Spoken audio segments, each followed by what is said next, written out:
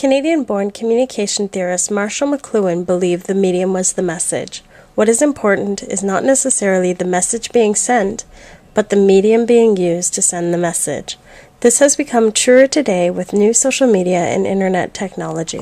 Social media keeps users connected to people and or groups with shared interests, creating an online community. This information is shared in various ways such as blogs, posts, open discussion forums, comments, status updates, listservs, and websites. All of these ways of sharing information have the intent of voicing opinions and creating some kind of discourse between active internet users. Some common social networking sites are Facebook, Twitter, YouTube, MySpace, Flickr, and Skype. Through social media, individuals often find a sense of belonging, a place for open communication, and a sense of connectedness. According to Lee Jung-hee, a large number of online communities already exist on the web, uniting people beyond the barriers of time, distance, place, and even culture. Because of the democratic nature of the internet, many scholars believe that new social media can be used as a tool to overcome political oppression in countries where mass media is often censored and dominated by the government. As mentioned by Philip Sieb, the internet can generate a political pressure because it is itself intrinsically democratic and can foster populist participation. Information technology, or the global networking of information, is seen as the single most significant technology of the future. We have become an information society in a global village. Kirchner, researcher for the Institute of Middle and Near Eastern Studies, suggests some see electronic democracy as the key to the future functioning of complex communities. The issue that we will be looking at is the effects of social media in the Middle East and its potential to change the dominant political media censorship practices in the region. The Internet distinguishes itself as a source of extreme diversity and prolific criticism of media bias, according to Philip Sieb, professor in journalism and public democracy at the University of Southern California. It is no secret that public relations is an important part of Israel's foreign policy. With well-trained press officers in every embassy, with greater dominance and control over international mass media, Palestinians have been slow to match this effort. Palestinians have begun to use alternative mediums of communications, such as blogs, emails, and social networks, to help tell the Palestinians' version of events and overcome this barrier. Yes, definitely, Palestinians and those who are advocating the cause of Palestinians were able to increase their presence, inform those who would like to be informed about the situation in Palestinian territories under occupation. So the internet, emails, websites, but also through Facebook. However, the problem with cyberspace and with social media as part of the cyberspace is that issues are virtualized. So instead of having a conflict on a physical ground about a particular territory between two peoples, you have the problem on the ground plus another problem on the virtual space. In Dr. Strangelove's Empire State of Mind, he notes that within mass media, the combination of powerful elite influence and censorship and the need to not aggravate advertisers and the state leads to the repression of events, challenging the basic assumptions of capitalism and its social order. Certain stories are inconvenient to the ideological position of commercial news and therefore are unreported. One of the clearest examples Strangelove points out is the imbalance between the coverage of violence against Israelis versus the violence against Palestinians. According to Assistant Professor of Sociology at Fordham University, Heather Gutney, mainstream U.S. media plays the role in repressing the Palestinian plight. While pro-Israeli side of the story receives substantial coverage, the plight of the Palestinian people is grossly mis- or underrepresented in Western media. Palestinians are likely to be painted as the aggressors, and Israel the innocent victim. The press community or media community is overwhelmed with the Israeli narrative, which is incorrect. The Israeli spokesperson have been spreading lies all over.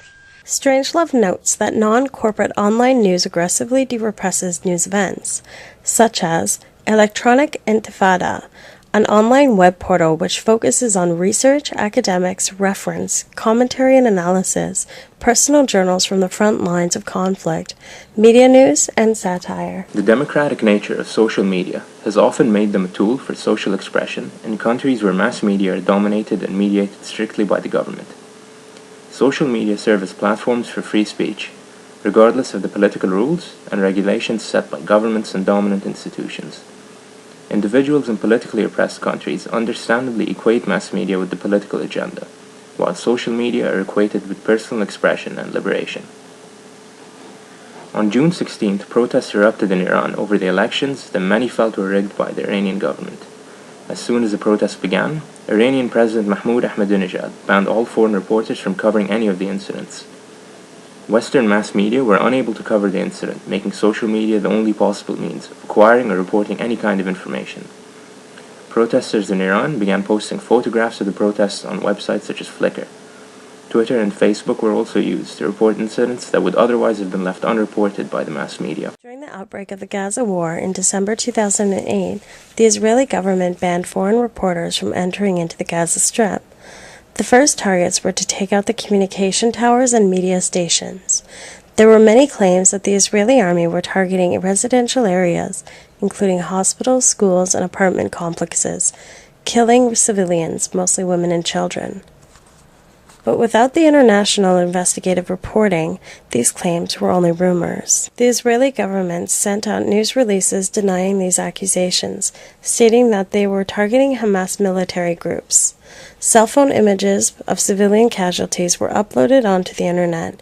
The gruesome images of dismembered bodies of women and children went viral, spreading into social media networks and then into the mass media, disproving Israel's claim. Egyptian-born international newspaper columnist Mona Al-Tahawi believes that social media is a positive method of communication. She insists on how social media have given the most marginalized groups in the region a voice. But what they've done is they've said, I'm a citizen and I want to inform my fellow citizens of things that are happening that perhaps these old-fashioned media outlets are not doing. They're not paying attention to these issues. And in my opinion, that is also a way of arming citizens with information and with news that makes them responsible and active citizens. Concordia University professor Julie M. Norman insists that the presence of social media practices in a country like Palestine helps intensify and clarify political issues at an international level. It is this intensification that in turn raises international awareness and encourages change.